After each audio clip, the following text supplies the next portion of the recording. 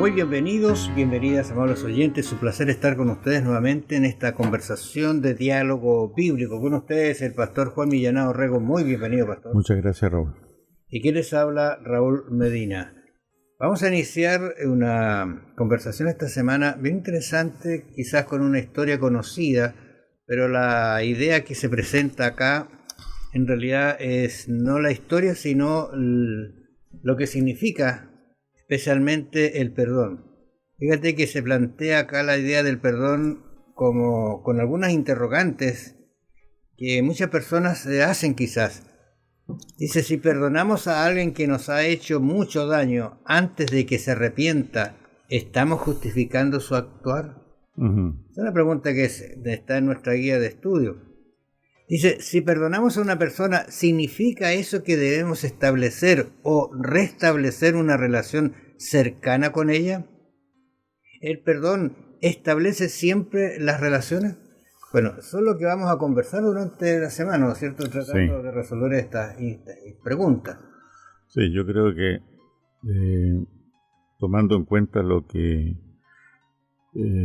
experimentó José en Egipto con sus hermanos, donde finalmente le dice, casi al final del libro de Génesis, dice Génesis 45:5, ahora pues no os entristezcáis, ni os pese de haberme vendido acá, porque para preservación de vida me envió Dios delante de vosotros.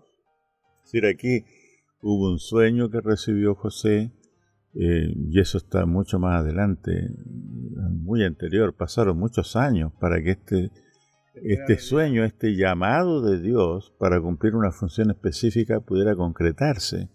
De manera que aquí nosotros vemos la soberanía de Dios, la providencia de Dios, y todo lo que pasó es atribuido a Dios realmente.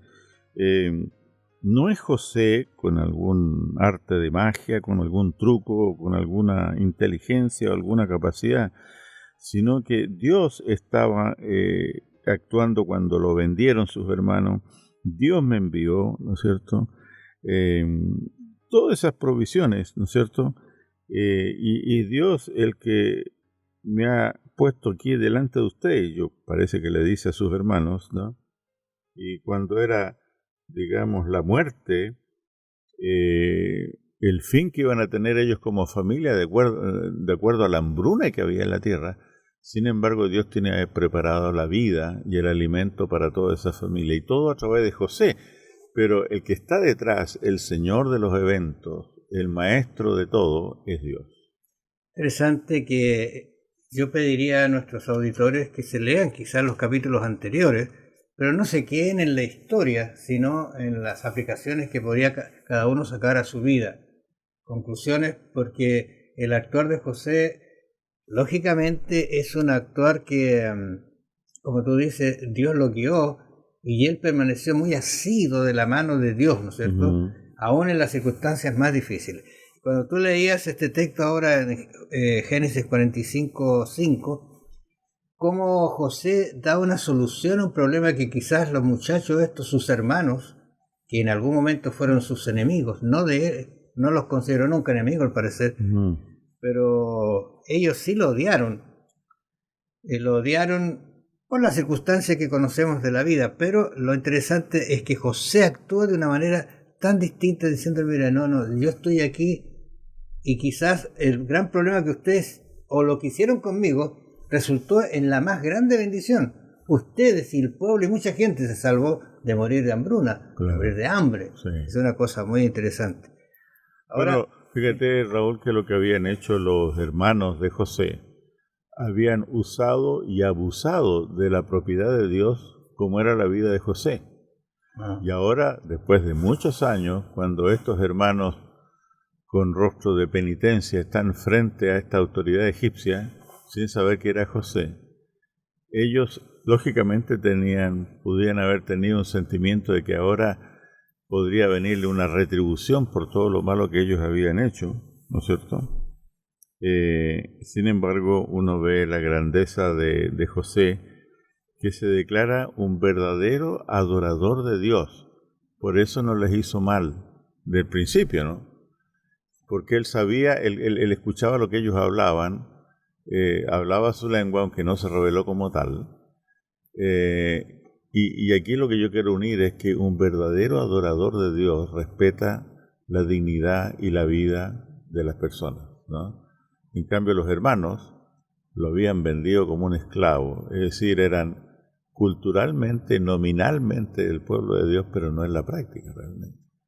Lo interesante es que, como tú dices, ellos no lo reconocieron, pero José sí. Sí. Y ese hecho de que conocía la lengua, que incluso dice la Escritura que había intérpretes que podían decirle a José lo que estaban hablando. Hasta cierto punto, claro. Pero José sabía exactamente lo que estaban hablando. Ahora, la pregunta que hace por aquí en el versículo 7 dice, ¿de dónde habéis venido? Y ellos respondieron, de la tierra de Canaán para comprar alimento. Sí. Había una necesidad en ellos, pero yo pienso que la necesidad de ellos no era tanto el alimento, porque después la historia va a trocarse un poquito, se va a cambiar, ¿no es cierto? Y la necesidad de ellos era que salir de ese problema que ellos tenían guardado adentro. Habían engañado a su padre, claro. Habían intentado matar a José, lo habían vendido, que creo que es peor que matarlo, ¿no es cierto? Sí. Matarlo en vida, pero no sabían que la solución estaba justamente, y Dios la había buscado esa solución, trayendo una hambruna. Fíjate que José se podría haber vengado, les podría haber dado muerte incluso. Pero sin embargo, lo destacable de José no es solamente lo que no hace, sino lo que hace, porque comienza a preocuparse por su familia, pregunta si el padre está vivo, bien, ¿no es cierto? Porque, lógico, seguiría vivo o su familia disfuncional se había convertido en una familia sin patriarca, porque él no esperaba mucho a los hermanos por experiencia.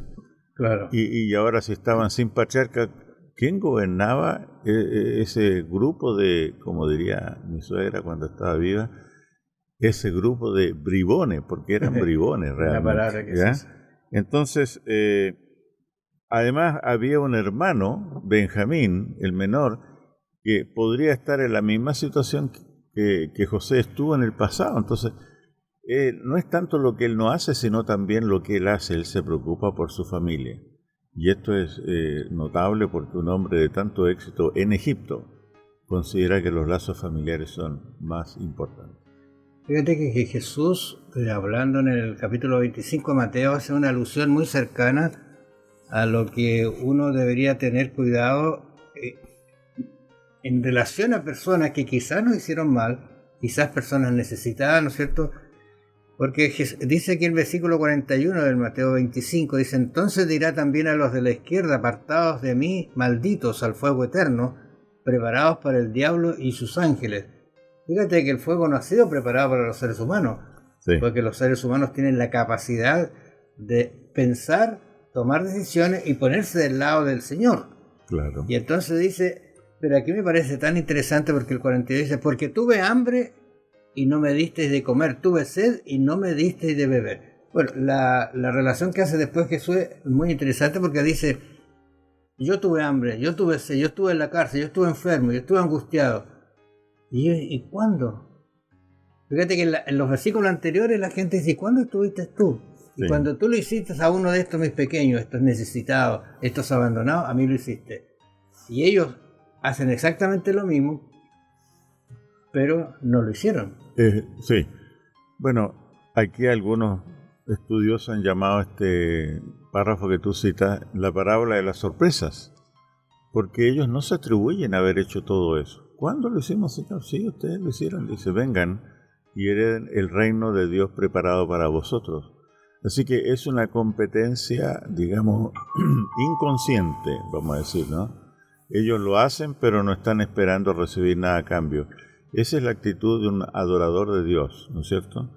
Y volviendo al caso de José, es interesante que restablecer las relaciones no significa condonar o pasar por alto el abuso, ¿ya? Exactamente. Como fue una interrogante que tú hiciste al principio, ¿no? Cada uno es precioso a los ojos de Dios y en este sentido el valor que Dios le da a las almas es muy importante. Por eso que Jesucristo mismo tomó muy a lo personal el abuso y el no atender a los demás en el texto que tú mencionaste. Bueno, agradecemos su atención, amables oyentes. Vamos a estar nuevamente con ustedes mañana. Bendiciones.